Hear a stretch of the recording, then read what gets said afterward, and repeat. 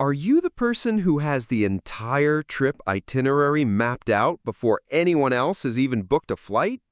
Your friends might call you organized, maybe a little rigid, but they also know you're the one to ask where the best coffee shop is because you've already researched it. While some are happy to just wing it and see where the day takes them, your mind is already 3 steps ahead, building a scaffold for the future. It's easy to dismiss this as a need for control or a fear of the unknown.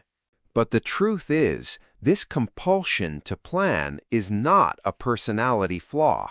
It is a powerful signal about your unique cognitive wiring, and understanding it can change the way you see yourself entirely. So what if your need for a plan is not about being boring, but about having a fundamentally different kind of brain? The world often seems divided into two camps, those who embrace chaos and those who seek to manage it. This is not about control for control's sake. It is about something much deeper, a way of managing your mind's precious resources. You see, you do not create a plan to invent order out of thin air. You create a plan because your mind already sees the most logical path and wants to make it real. This need stems from a set of powerful cognitive advantages that often go misunderstood. In this video, we are going to break down the 3 psychological superpowers that explain your need to have a plan for everything.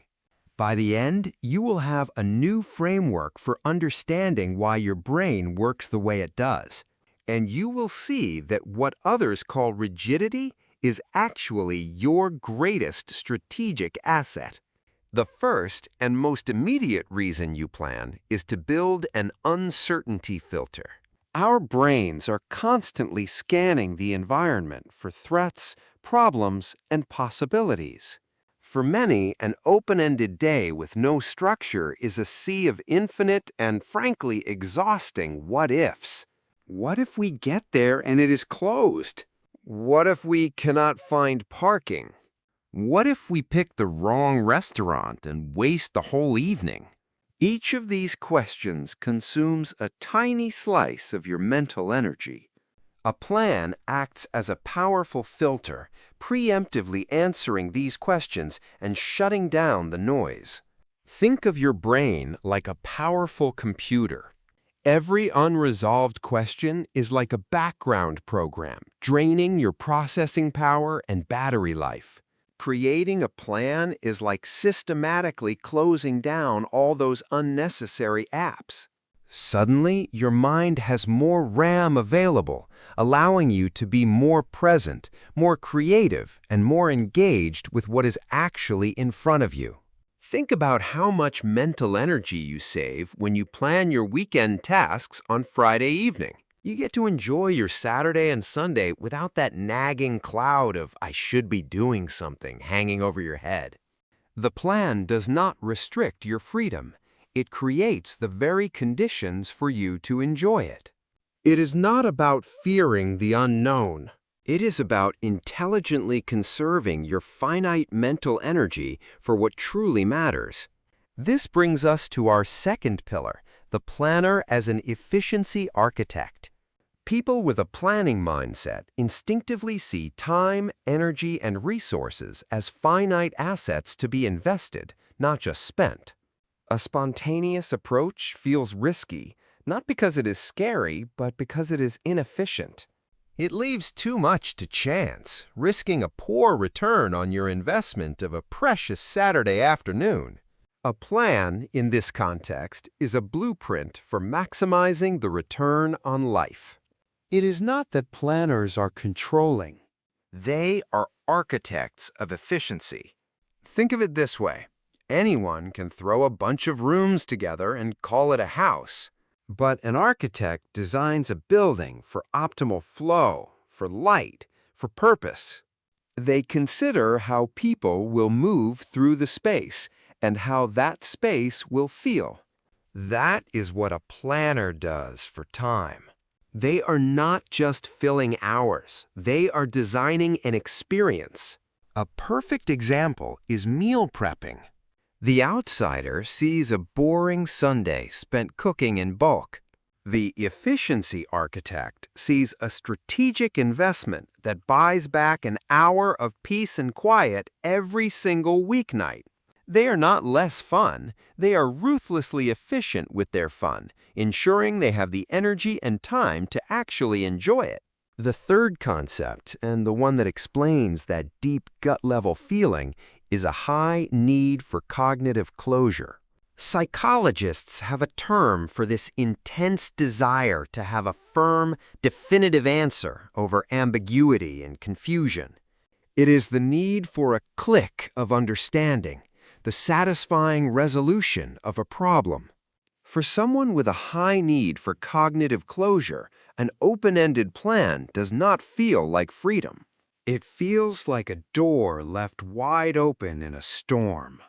It is a state of mental tension, an unresolved chord in a piece of music that leaves you feeling deeply unsettled. The anxiety does not come from what might happen, but from the state of not knowing itself. This is why the feeling of relief that washes over you once a decision is made and the plan is set can be so profound. Even if the plan itself is difficult or challenging, the simple fact that it exists provides that cognitive closure. The ambiguity is gone, the mental storm has passed, and your brain can finally be at peace. Your need for a plan is not a childish need for certainty. It is a sophisticated brain demanding clarity and resolution. But this strength, like any, can have a dark side if taken too far. Now, it is not all a superpower. We have to be honest here. The line between a strength and a weakness can be incredibly thin. The same drive for an uncertainty filter can lead to analysis paralysis, where you spend so much time planning you never actually act. The architect of efficiency can become so rigid that they are unable to adapt when a beautiful, spontaneous opportunity arises. And a high need for cognitive closure can make you brittle, shattering your peace of mind when a plan is inevitably disrupted. This is where self-awareness becomes critical. The key is to ask yourself one simple question. Is your plan serving you, or are you serving your plan? A good plan is a tool, a foundation. It should create freedom, not become a cage. So now that you understand the why behind your planning, let's talk about the how. How do you explain your nature to the wonderfully spontaneous people in your life without sounding controlling or rigid? The key is to frame your need in terms of your own feelings, not their behavior. Instead of saying, "We need to decide where we are going for dinner," try a simple script like this. I feel much more relaxed and present when I have a rough idea of how the day will go. It helps me turn my brain off and actually enjoy the moment with you. Could we maybe just agree on a couple of key things, like where we will have dinner? This approach is not demanding, it is explaining. It invites your partner or friend into your world, helping them understand that your need for a plan is about finding peace, not imposing control. If these ideas are giving you a new way to look at yourself, consider subscribing for more insights into the psychology of everyday life. We are all about giving you the tools to understand your own mind. So when you put it all together, what do we see? The person who always needs a plan is not rigid, anxious, or controlling. They are a strategic thinker filtering out uncertainty, an architect designing for efficiency, and a mind seeking the profound peace of cognitive closure. Spontaneity can be a wonderful spark, but a good plan is a sustainable fire. It is the difference between hoping for a good outcome and engineering one. While others may feel tossed by the unpredictable waves of chaos, you have built yourself a lighthouse. Your plan is not a cage that holds you back. It is the solid foundation upon which your true freedom is built. Now, I am curious to hear from you. Based on what we have talked about, do you identify more as a master planner or a go-with-the-flow person? Let me know in the comments. And tell me about one time where having a detailed plan absolutely saved the day.